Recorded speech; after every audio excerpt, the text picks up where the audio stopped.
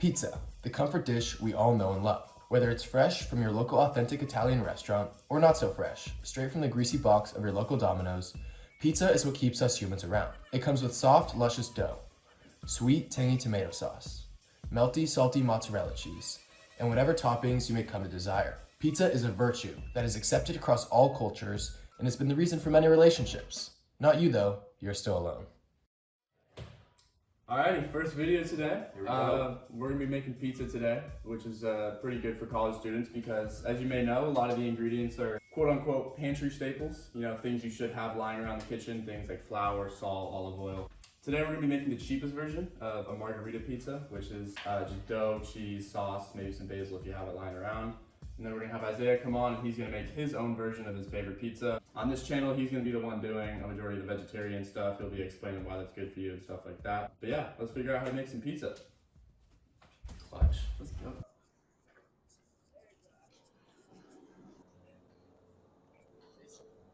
All right, first thing, we're gonna start with some Religioso mozzarella cheese. This is the good stuff. This is the stuff you want to use for pizza. This is gonna be $8.99 for us. We're not gonna use the whole thing. I'll keep that in. We're gonna go here with it. We're gonna get some San Marzano crushed tomatoes. These are gonna go for $5.99. All right. Not a great selection, but we're gonna get a red onion, which is gonna be $2.49. Probably won't use the whole thing though. All right, we're gonna get some garlic. If you can't tell, by the way, we're making our own pizza sauce. I don't want any of you buying that pre-made stuff. We're making our own out here. We're gonna get some garlic. It goes for $7.99 a pound. This will probably be like 70 cents or something. We'll figure it out later. All right, we're switching to the basket. Too much to hold. Over here, we're gonna get a little pineapple action going. To be honest with you, I don't know how to pick a pineapple. Don't know how to cut one, but we're gonna figure it out today. $5.99. We'll use maybe 50 cents worth.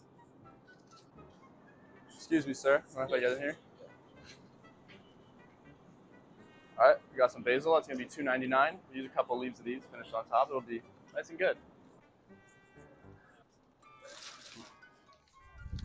All right, let's go home and make some pizza. I mean, as we said earlier, we have some pantry staples back at the house, things like flour, stuff like that. So yeah, let's go make some pizza. I'm hungry.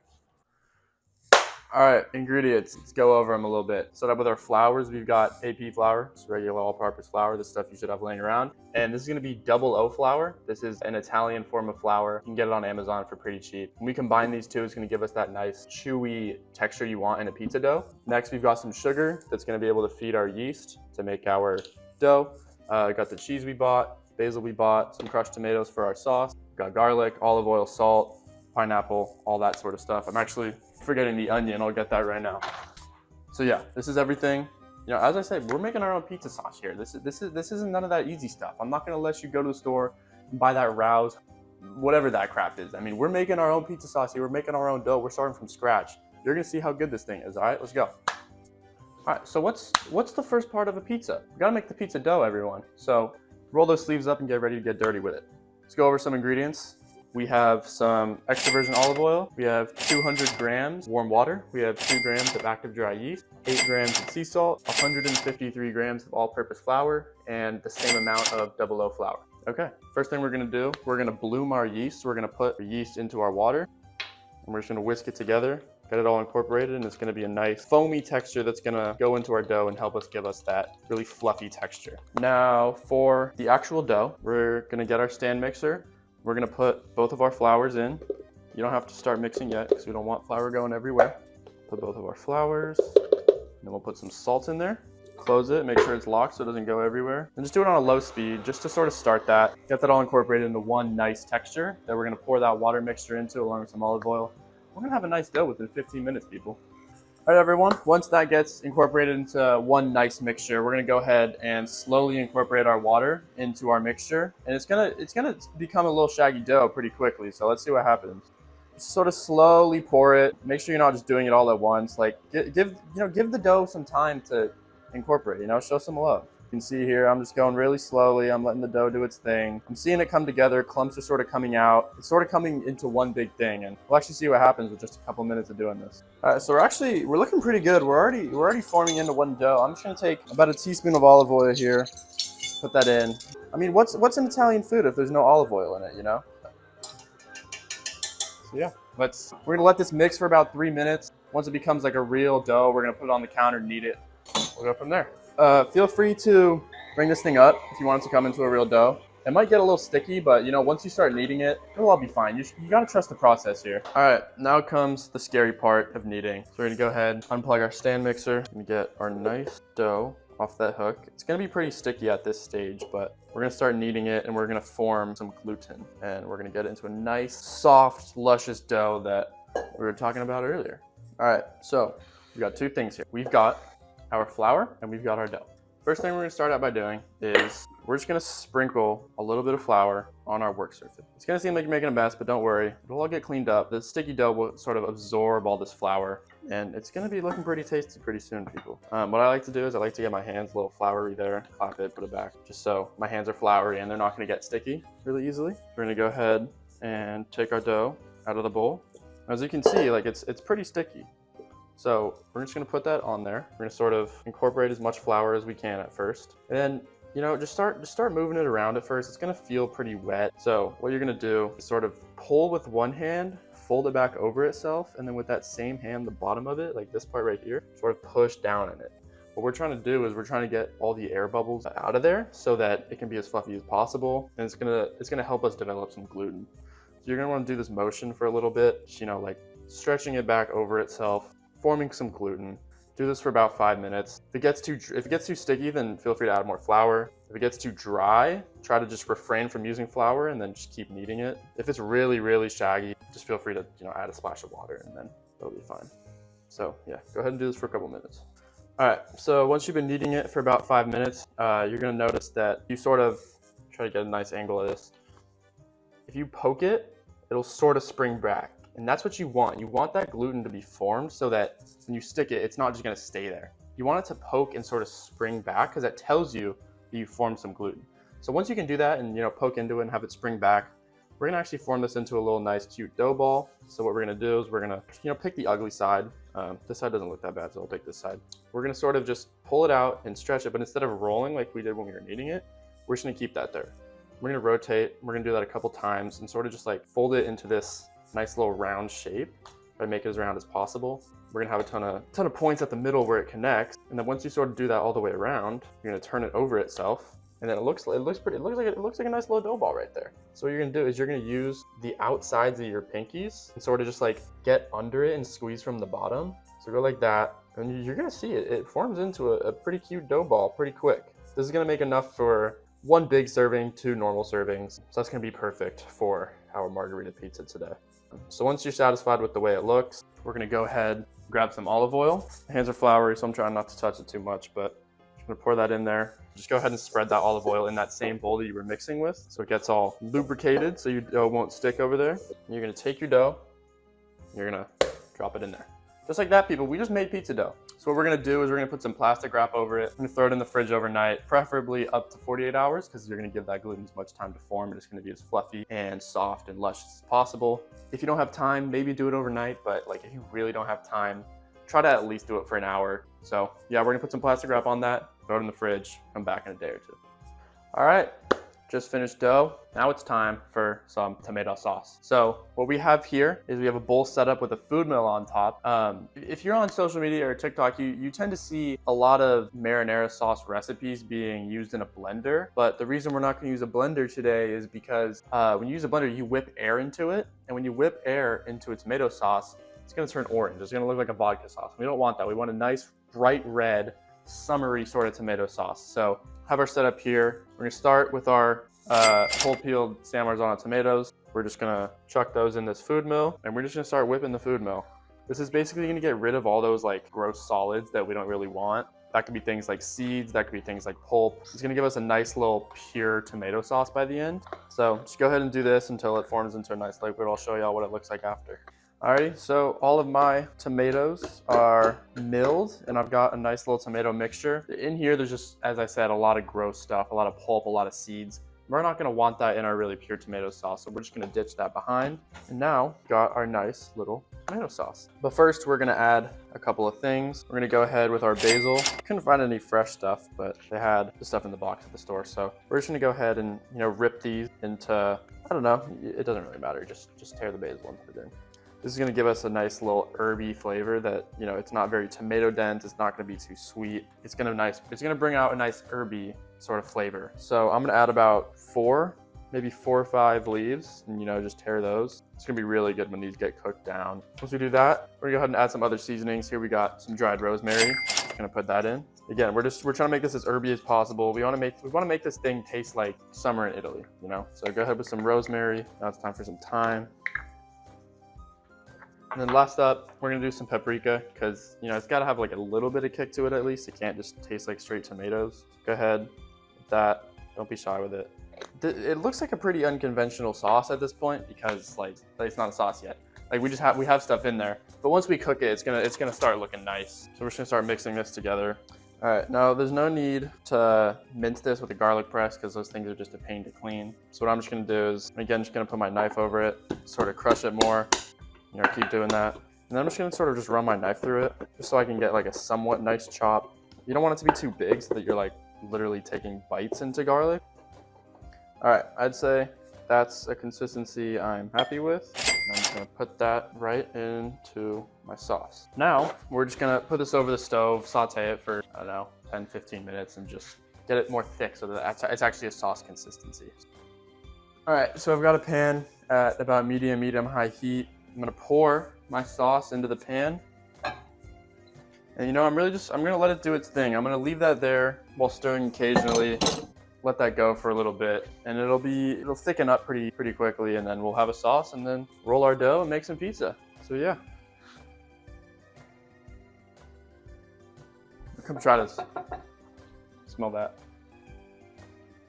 That smells good, don't it? Good. That smells Very good, don't it? All right, so I've been stirring for about 5-7 minutes. It's definitely thickening up. It's at simmering at this point. Still want to keep stirring it. Like you'll know it's good sauce by the way it smells. Like this smells incredible over here. So I'm gonna let that going. A couple more minutes. It's gonna be thick enough. These are some pretty big garlic pieces. There are some seeds in it. Like feel free to blend it if you want. The reason I'm not gonna do that is because, as I said, I don't want that orange color.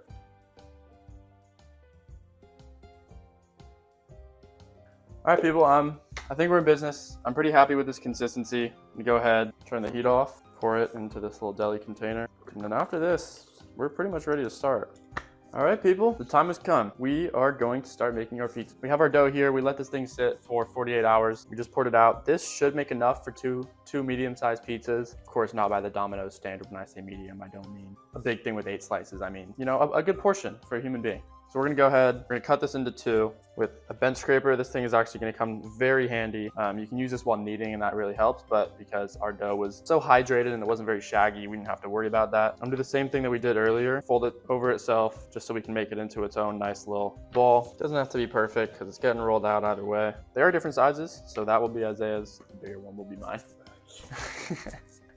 So now what I'm gonna do is I'm gonna grab a pizza roller. As I said, because the bigger one is mine, we're gonna be rolling mine out right now. You floured your thing. Just gonna do it again just for visual representations.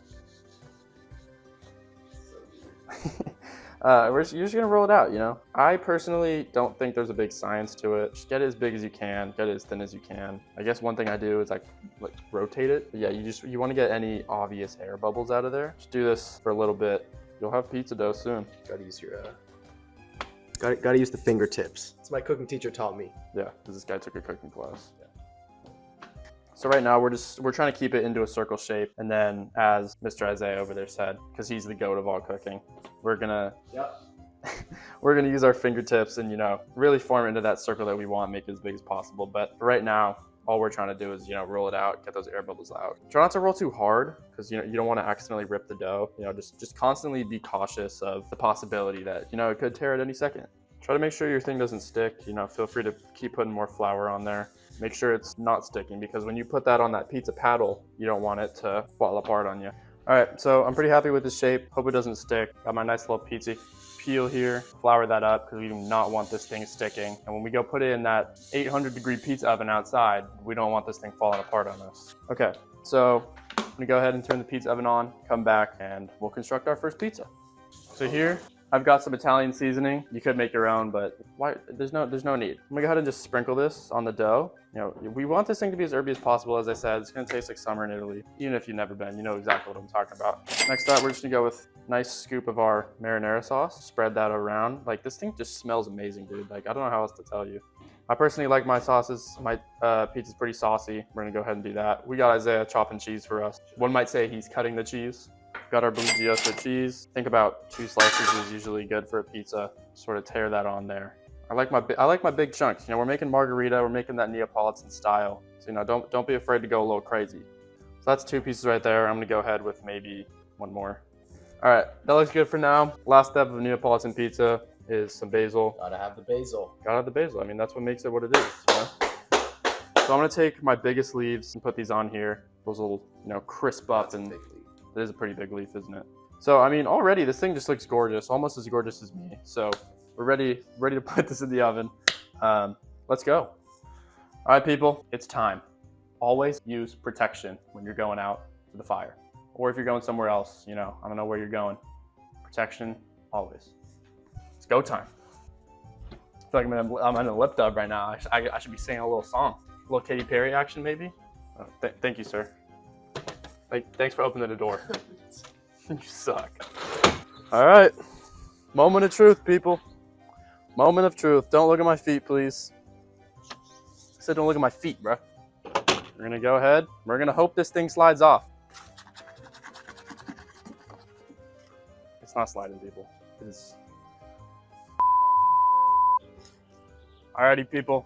Moment of truth. Go ahead and slide that thing in there.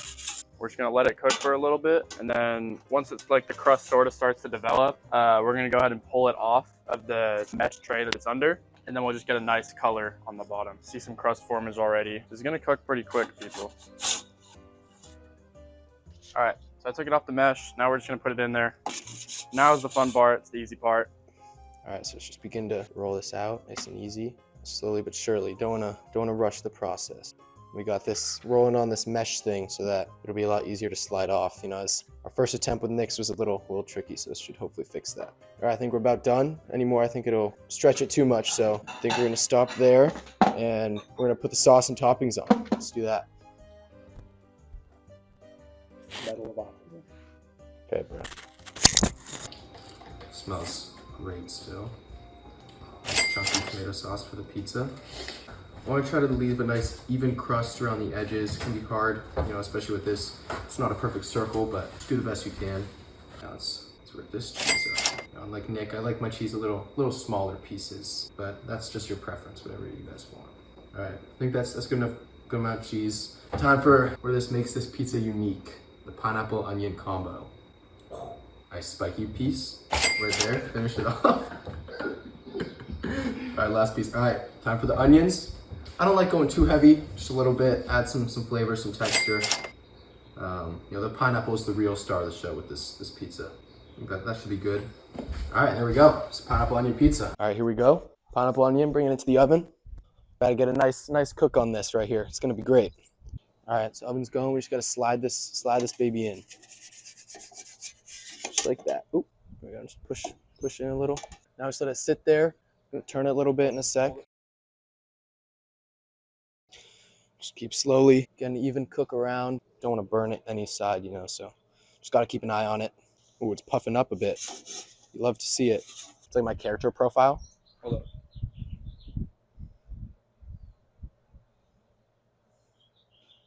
It's like, you know, it's like the...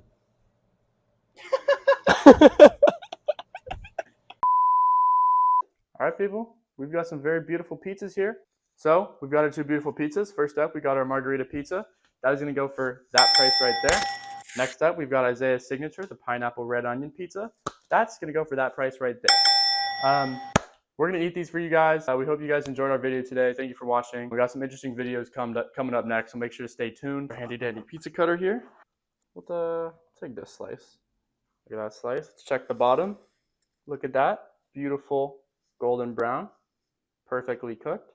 On top, got a little basil leaf, got a little cheese, got a little tomato sauce. Let's try it and see how good it is.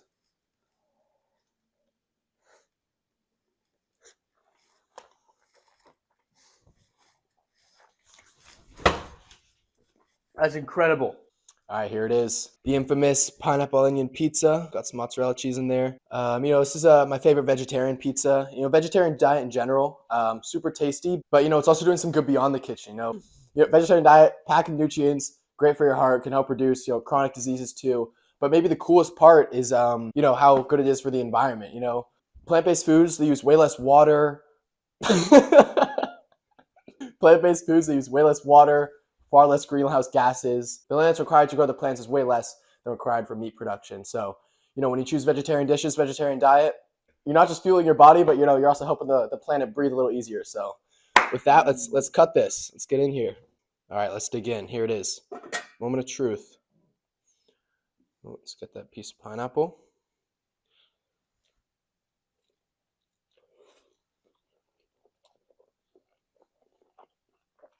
That's very good. Dough, I don't know if you can see, very soft, fluffy. Pineapple and onion, as always, great combination. Sweet of the pineapple, savory texture of the onion. I mean, this is great.